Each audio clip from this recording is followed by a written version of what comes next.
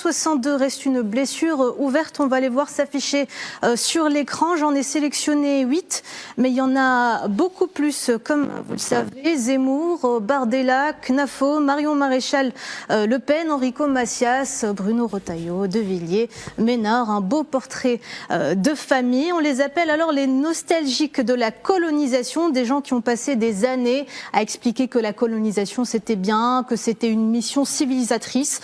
Et dans la famille justement des nostalgiques de la colonisation, je demande le fils, le plus jeune, Jordan Bardella, président du Rassemblement national, futur candidat à la présidentielle, vu que Marine Le Pen a quelques soucis avec la justice. Alors la semaine passée, il avait déclaré sur LCI qu'il irait voir personnellement les autorités algériennes s'il était élu président. On regarde.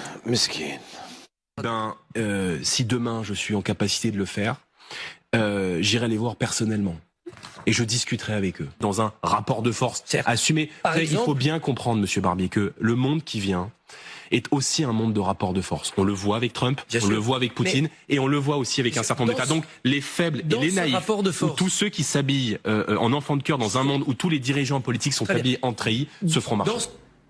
Oh là là, ça fait peur. Je vous rappelle juste que cet homme passe ses journées à expliquer que l'Algérie est une menace, que les banlieues françaises sont prises en otage et qu'il faut un rapport de force. Et là, il annonce qu'il veut venir en Algérie pour discuter, toujours avec ce même rapport de force, je précise.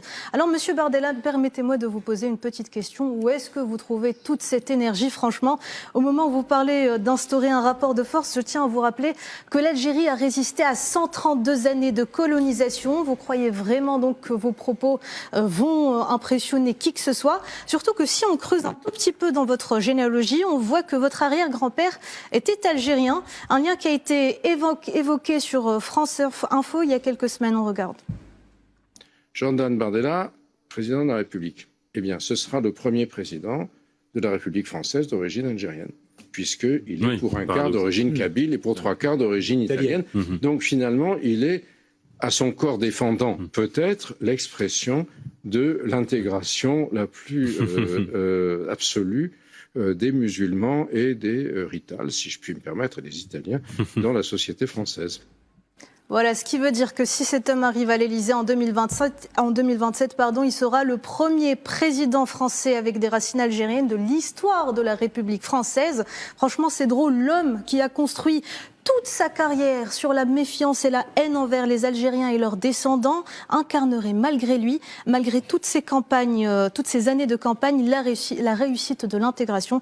C'est ce qu'on appelle l'ironie du destin. Et puis, ce qui est encore plus drôle, c'est que c'est pas le premier à faire ce coup-là. Sarkozy, en 2007, avait utilisé l'Algérie comme marchepied électoral. Ça lui a réussi jusqu'en 2012, du moins. Bruno Retailleau, lui aussi, pareil, il utilise activement l'Algérie comme ascenseur électoral.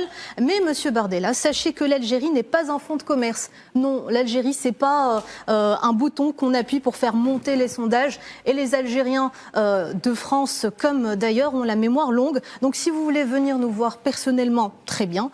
Je vous laisse juste ce document parodique, je le précise, qui vous sera d'une très grande aide. Mais par contre, vous enflammez pas, c'est juste une blague. Ici, on fait pas dans le faux et dans l'usage de faux. Je pense qu'avec vos scandales de détournement et j'en passe, vous avez bien plus d'expérience que nous dans ce domaine-là. Autre profil. Là-bas, c'est le grand-père de... C'est l'arrière-grand-père de Jordan Bardella, voilà. Exactement. Donc des origines algériennes qui ne revendiquent pas, et heureusement d'ailleurs. Jordan, si tu nous écoutes... Je suis ton père. Autre profil de la famille des nostalgiques de la colonisation qui nous intéresse particulièrement aujourd'hui, c'est Robert Ménard.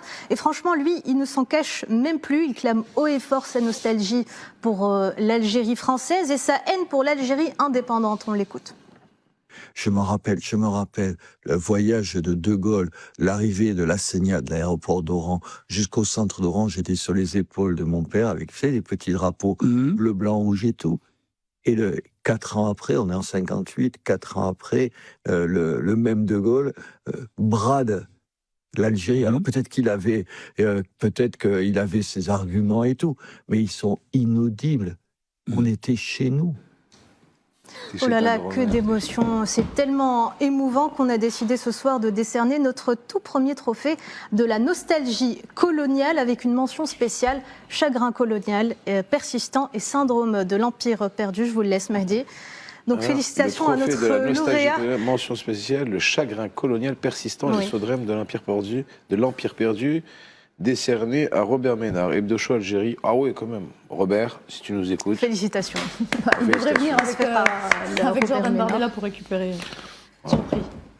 Donc voilà, félicitations à vous, Robert Ménard, maire de Béziers, né à Oran en 1953. 9 ans, il avait 9 ans quand sa famille a quitté l'Algérie et visiblement, il ne s'en remet toujours pas. Mais Robert ne s'est pas arrêté là, il a reproché même à De Gaulle d'avoir bradé l'Algérie. Il a même écrit un livre intitulé « Vive l'Algérie française » avec un point d'exclamation.